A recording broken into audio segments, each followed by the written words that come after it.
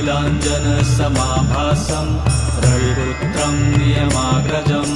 छायामार्तण्डसम्भुतं तं नमामि शनैश्चरम् नीलाञ्जनसमाभासं रविपुत्रं नियमाग्रजं छायामार्तण्डसम्भुतं तं नमामि शनैश्चरम् नीलाञ्जनसमाभासं रविपुत्रं नियमाग्रजं छायामार्तण्डसम्भुतं तं नमामि शनैश्चरम्